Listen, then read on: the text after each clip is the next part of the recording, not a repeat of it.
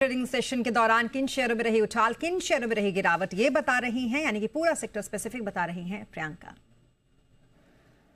आज बाजार में संकेत काफी बेटर लग रहे थे। स्पेशली आईटी के नंबर ठीक आए थे, ग्लोबली भी संकेत सही थे, लेकिन उसके बावजूद भी आज एक्सपायरी के दिन हमने प्रॉफिट बुकिंग का ही दौर देखा और निफ्टी लगभग 100 पॉइंट्स की गिरावट के साथ बंद हुआ। बैंक निफ्टी और सेंसेक्स भी नीचे की तरफ ड्रैग्ड हुए, लगभग 350 पॉइंट से ज्यादा का स्लंप वहां पर दिखाई दिया। जो बड़े सेक्टर्स है जिन्होंने बाजार को पुल डाउन किया नीचे के, उसमें आईटी है। आईटी में इनफैक्ट हमने देखा कि वहां पर लगभग 1.5% तक के आईटी इंडेक्स में गिरावट देखने को मिली। पीएसयू बैंक लगभग 0.5% गिरावट के साथ बंद हुआ।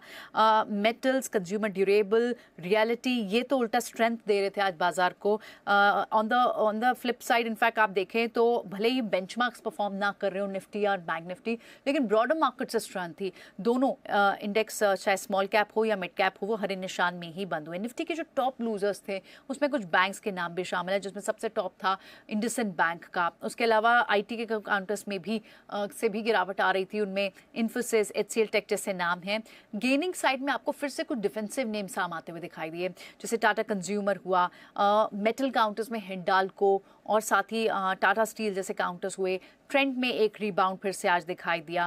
रिजल्ट के इम्पैक्ट के कारण आज एक्सीगो में लगभग 19% का जंप देखने को मिला। एलटीटीएसडी 8% तेज होकर बंद हुआ।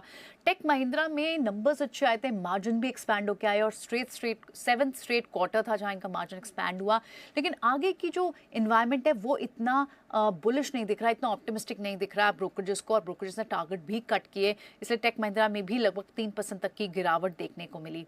कुछ दूसरे काउंटर्स जिसमें से आज लिस्टिंग वाला काउंटर स्मार्ट वर्किंग को वर्किंग वो 10% की बढ़त के साथ बढ़त के साथ बंद हुआ।